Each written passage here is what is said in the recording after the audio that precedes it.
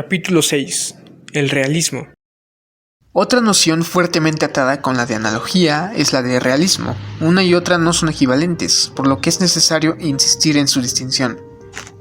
En términos amplios, una imagen realista es una imagen que representa analógicamente la realidad. La fotografía se considera por ello como el ideal de la representación realista, aunque ya se han establecido suficientes argumentos en contra de esta idea. Pero antes de entrar a discutir el realismo, conviene señalar una vez más que por representación se entiende una actividad que permite ver por delegación una realidad ausente, la cual se ofrece bajo la forma de un representante. A diferencia de esta noción, el realismo tendríamos que verlo como un conjunto de reglas que pretende regir la relación entre la representación y lo real de una manera satisfactoria para la sociedad donde estas reglas son vigentes. Esto quiere decir que la noción de realismo es histórica, que no existen rasgos que sean comunes y peculiares a todas las imágenes postuladas como realistas. La representación realista, dice Snyder, está conceptual históricamente basada en la adopción de un modelo que permite tanto al productor como al observador de imágenes demandar de hecho encontrar relaciones sistemáticas entre imagen y objeto representado. Pero este objeto representa no el mundo tal como es, o el mundo tal como aparece, sino más bien una noción caracterizada de la visión misma. El sentido común establece, como se ha señalado, que la fotografía da una imagen de la naturaleza que corresponde a la que cualquier persona obtendría si adoptara el punto de vista de la cámara. Esto lleva a plantear que la fotografía es realista, porque es un sustituto de la visión, porque es parte de la experiencia visual. Pero Snyder y Allen dan sólidos argumentos en contra de esta idea. Según ellos, el modelo visual del proceso fotográfico se origina con una supuesta semejanza entre el ojo humano de su lente y retina y la lente y película de la cámara. Una vez establecida esta semejanza inicial, el modelo no se explica nada más, de manera que la noción de que un fotógrafo muestra lo que deberíamos ver si estuviéramos ahí tiene que ser calificada como absurda. Un fotógrafo nos muestra lo que habríamos visto en cierto momento desde cierto punto. Si tuviéramos la cabeza inmóvil y un ojo cerrado, y si tuviéramos con el equivalente de una lente de 150 o de 24 milímetros. Si viéramos las cosas en AVAcolor o en 3X, revelado con D76, e impreso en papel Colabrine. En el momento en que añaden estas condiciones, la posición original se ha invertido. En lugar de decir que la cámara nos muestra lo que verían nuestros ojos, planteamos la posición que, si nuestra visión funcionara como una fotografía, entonces veríamos las cosas como la cámara lo hace. Todo esto indica que la analogía entre ojo y cámara no se enseña nada al investigador de la visión. Mientras más analizamos esa analogía, más nos convencemos de que en la imagen que hacemos de las cosas no hay nada que corresponda a la imagen fotográfica. Pues las imágenes se forman de la retina del ojo, pero no responden funcionalmente a la imagen de la película plana de una cámara. En el ojo viviente, activo, no hay nada que pueda identificarse como imagen retinal, entendiendo por esta una imagen persistente que se resuelve como una porción topográfica de la retina. En lugar de ello, la imagen está en constante movimiento involuntario. La fotografía pide ser considerada como realista, pero no solo eso, sino que reclama también que las imágenes fotográficas deben verse como derivadas o causadas por los objetos que representan, como si hubiera entre ambos una conexión natural. Esta supuesta conexión natural, es decir, el hecho de que el objeto se imprime en el material sensible, es lo que garantiza la representación realista. Pero ya se ha señalado que no es el objeto el que produce la imagen, sino las variaciones de luminosidad. Por ello, es simplemente falso decir que vemos una imagen como realista porque se acerca al registro de la experiencia visual que habríamos tenido. La fotografía no proporciona una copia de una apariencia, ni intenta duplicar la visión e incluso sugerir cómo podríamos haber visto lo que se muestra. Aceptamos la imagen como realista, a pesar de que falla en sustituir la experiencia visual.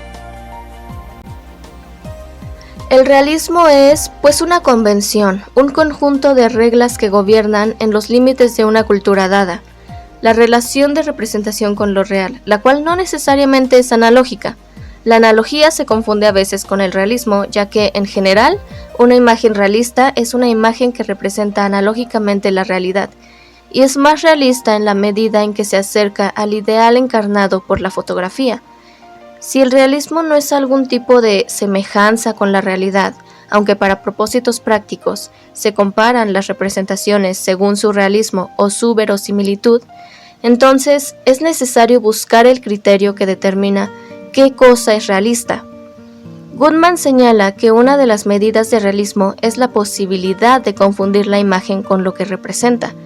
En este tipo de explicación, que de hecho no difiere de la definición de copia, lo que cuenta no es la exactitud con la que un cuadro duplica un objeto, sino en qué medida cuadro y objeto, en las condiciones de observación adecuadas a cada uno, provocan las mismas reacciones y expectación. Aquí nos topamos con el hecho de que tales reacciones son provocadas por la percepción visual y, como ya se ha visto, esta depende de hábitos e intereses. Otra explicación relaciona el realismo con la información. Según Jack Aumont, la imagen realista no es forzosamente la que produce una ilusión de realidad, ni siquiera es forzosamente la imagen más analógica posible, y se define más bien como la imagen que da sobre la realidad, el máximo de información. Goodman refutaría esta hipótesis con un símil como el siguiente. Imaginemos un cuadro realista, pintado según una perspectiva ordinaria y en color normal, y un cuadro en todo igual al primero, excepto en que la perspectiva está invertida y los colores están sustituidos por sus complementarios.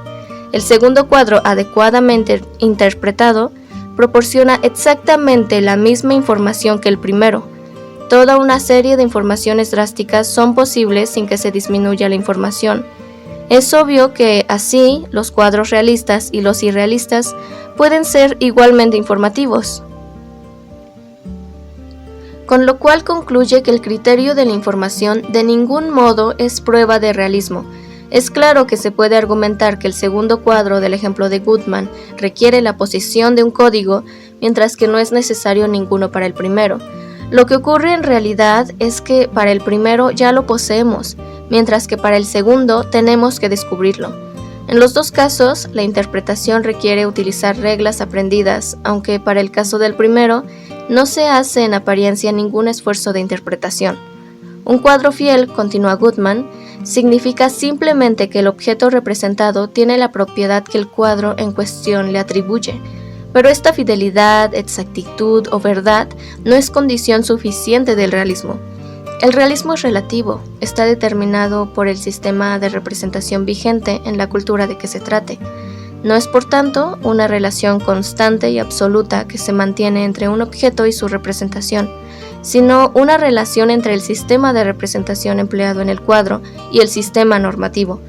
Por lo común se toma por norma el sistema tradicional, por lo tanto el sistema de representación literal, realista o naturalista es pura y simplemente el habitual. Ni dependiente de la imitación ni de la cantidad de información, el realismo depende más bien del aprendizaje, de la inculcación. Es esto lo que le permite a Goodman enunciar su tesis más comentada y discutida. Casi cualquier cuadro puede representar cualquier cosa. Eso es, dado un cuadro y un objeto, suele darse un sistema de representación, un plan de correlación en el que el cuadro representa al objeto. En una palabra, se trata de un hábito, y los hábitos que rigen el realismo tienden a producir semejanzas. De allí que el hecho de que se diga que una representación es semejante a la naturaleza, quiere decir que tal representación se asemeja a la manera como se acostumbra representar a la naturaleza.